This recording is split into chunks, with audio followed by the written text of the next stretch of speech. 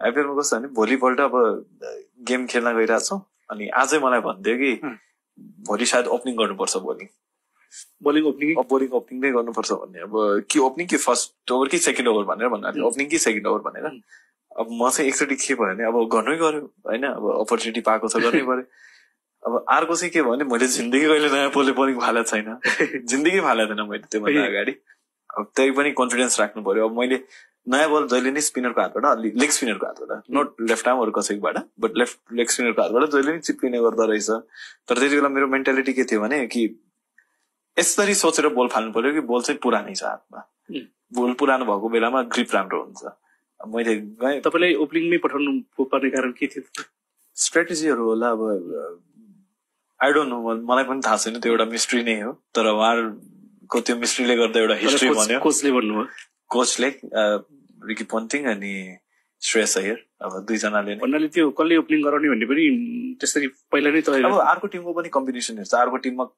जुन दुईजना ब्याटर्सहरू हुनुहुन्छ त्यो कुन बोलरको अगेन्स्टमा विक छन् अथवा के छ स्ट्राटेजी के गर्न सकिन्छ त्यो सबै हुन्छ तर फर्चुनेटली र अनफर्चुनेटली फर्स्ट म्याचमा ओपनिङमै आउन थियो र थिएन हजुर मैले पार्थिव पटेल र मैनाली दुईजनाको ओपनिङ बोलिङै गर्नुभयो ओपनिङ गरेँ कि सेकेन्ड ओभर गरेँ म बिर्सेँ त सरी मैले बिर्सेँ यो चाहिँ तर मैले नयाँ बोलले नै फाले हजुर नयाँ बोलले नै हो त्यति बेला अब फर्स्ट विकेट पार्थिव पटेल त्यो चाहिँ याद छ कस्तो आउट थियो एलबिडब्ल्यू स्विप गर्दा त्यो पनि याद छ त्यो एकदम त्यो चाहिँ म त्यो एउटा मोमेन्टमा भन्न सक्छु कि ऑल 3 करोड नेपाली चाहिँ युनाइटेड भएर पुरै चियर चाहिँ गरिराख्नु भएको थियो त्यो दिन मैले यति धेरै मेसेजहरू राम्रो एउटा भनौँ न त्यति बेला त हामीले हेर्थ्यौँ बरु कसले के भनिरहेको छ विकेट मात्रै नभएर तपाईँको ओभरअल बलिङै सबभन्दा बेस्ट भन्दा त्यो दिन त होइन हजुर त्यो दिन राम्रो भएको थियो एकदमै राम्रो भएको थियो त्यो पुरै आइपिएल नै त्यो राम्रो भएको थियो मेरो अर्को कसको विकेट थियो त्यो गेममा एउटा विकेट थियो त्यसपछिको अर्को गेम तर इकोनोमी तपाईँको सबभन्दा राम्रो थियो हजुर त्यसपछिको अर्को गेम चेन्नईसँग त्यसमा पनि एकदम राम्रो भयो तपाईँले विराट कोहली एबी डिभिलियर्सलाई पनि फाल्नुभयो नि त्यही म्याच बोलिङ फाले एकदम नियरली मिस भइरहेको थियो सबै कुराहरू तर राम्रो एक्सपिरियन्स थियो ओभरअल एबी डिभिलियर्स विराट कोहलीलाई फाल्न पाउँदाखेरि चाहिँ त्यति बेला पनि तपाईँ नर्भस हुनु भएन नर्भस हुनु भएन कि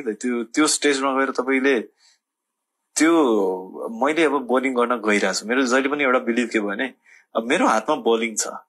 सामुन्ने को ब्याट्सम्यान छ अब रन हान्छ नि तपाईँको कहिले काहीँ नराम्रो बलमा विकेट आउँछ राम्रो बलमा हानिदिन्छ होइन मेरो हातबाट जो बोलै छुट्या छैन सामुन्नेको ब्याट्सम्यानले कसरी हान्न सक्छ भन्ने हुन्छ कि पहिले सो त्यो ओल खेल चाहिँ माइन्डको हुन्छ त्यो माइन्ड चाहिँ तपाईँको तपाईँ बोलिङ मार्कमा बस्ने बेलामै तपाईँले त्यो सोच्नु पर्ने जरुरी हुन्छ सो एभ्री टाइम मेरो चाहिँ बेसिकली मेरो माइन्डले कसरी काम गर्छ कि म चाहिँ डोमिनेट गर्न खोज्छु भन्ने हुन्छ होइन चाहे कोही पनि होस् जो पनि होस् इभन त्यो आइपिएल खेल्दा पनि होस् जे पनि होस् होइन किनभने तपाईँले यदि बेस्ट प्लेयरको रूपको एउटा छाप छोड्नु छ भने त्यो खालको एउटा पोजिटिभ माइन्डसेट र पोजिटिभ एटिट्युड चाहिँ हुनुपर्छ फिल्डमा पनि त्यो चाहिँ हुनुपर्छ जस्तो लाग्छ त्यही चाहिँ मेरो दिमागमा चलिरहेको थियो तपाईँले चाहिँ म विकेट लिन्छु भनेर बोलिङ गरिराख्नु भएको थियो कि त्यो रन रोक्छु भनेर टाइप बोलिङ गर्नु एज अ लेग स्पिनर मैले रन रोक्ने कुरै भएन मैले विकेट निकाल्ने नै तरिकाले जानुपर्ने थियो अब एज अ लेग स्पिनर त अब कहिलेकाहीँ सिचुएसनको डिमान्ड हुन्छ जहाँ चाहिँ रन रोक्नुपर्ने हुन्छ तर मोस्ट अफ द टाइम अब एज अ लेग स्पिनर तपाईँले रन खाए पनि मतलब हुँदैन कि लेग स्पिनर बनेकै विकेट निकाल्नको लागि हुन्छ most of the time wicket निकाल्ने चक्करमा कहिले काहीँ रन गयो भने पनि कहिले माइन्ड गर्नुहुन्न त्यो कुराहरूले त्यो म्याच पछि तपाईँलाई त्यहाँ कस्तो खालको रेस्पोन्सहरू भयो त्यहाँभित्र पोजिटिभ प्लेयरहरूबाट अपोनेन्ट टिमहरूबाट टिमलाई पनि अलिक कन्फिडेन्स के बढ्यो भने अब यो स्टेजमा झन् यस्तो राम्रो टिमसँग चाहिँ उसले पर्फर्मेन्स गरेको छ भनेपछि पक्कै पनि अब नेक्स्ट गेमहरूमा पनि चान्स दिन मिल्छ राम्रो गर्छ मेबी नेक्स्ट सिजनको लागि पनि त्यो सबै कुराहरू चाहिँ चलिरहेको थियो जो रेस्पोन्स चाहिँ ओभरनाइट अलिक चेन्ज भएको थियो शिफ्ट भएको थियो राम्रो भइरहेको थियो इनफ्याक्ट बोलिङ चाहिँ हामीले नेट्समा फाल्ने बेलामा पनि राम्रै रेस्पोन्स मैले पाउँथेँ तर इट्स जस्ट लाइक त्यो टिमको कम्बिनेसन मिलाउँदा मात्रै अलि नसकेको जुन चाहिँ म सम्मान गर्छु त्यो कुराको चाहिँ किनभने कहिले काहीँ बाध्यता नै त्यही हुन्छ कस्तो तपाईँ त्यहाँ बढी क्लोज हुनुहुन्थ्यो त्यो आइपिएलमा श्रेयस अय्यर पार्थिव Patel sorry Prithvi Shaw Indian national टिमको स्टार भइसक्यो अभिषेक शर्मा पृथ्वी शॉ अनि श्रेयस अय्यर हामी जहिले पनि सँगै हुन्थ्यो मोस्ट अफ द टाइम चाहिँ अहिले चाहिँ कम्युनिकेसन हुन्छ मेरो श्रेयससँग भइरहेको हुन्छ पृथ्वीसँग पनि अभिषेकसँग पनि कुराकानीहरू भइरहेको हुन्छ अहिले उनीहरूको ब्याटिङ पनि नेक्स्ट लेभलमा पुगिसकेको छ अब अब मेहनत कति होला त्यो पछाडि अनि डेडिकेसन हुन्छ होइन त्यसपछि एज पनि तपाईँहरूको लगभग उस्तै हो श्रेयस अलि सिनियर हाम्रो बाँकी पृथ्वी म अभिषेक हामी एउटै अभिषेक शर्मा दिल्लीमा थिए हजुर हामी सबै एउटै ब्याचको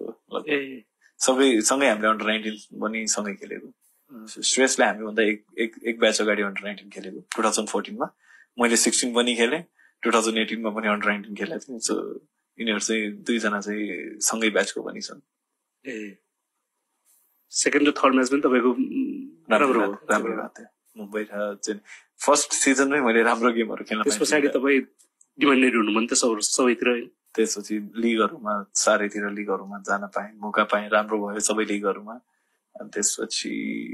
नेक्स्ट इयर पनि सबै अब त्यसपछि राम्रो भयो जे जस्तो हाइएस्ट तपाईँलाई पे गरेको चाहिँ कुन लिगमा भन्न मिल्दैन हाइएस्ट राम्रो खेल्न पायो राम्रो अपर्च्युनिटी सोधे होइन खालि लिग्स मात्रै सोधे त्यस्तो मलाई थाहा हुँदैन त्यो म्यानेजरले सोध्नुपर्छ त्यो पनि कहिले हो कहिले पाएको थियो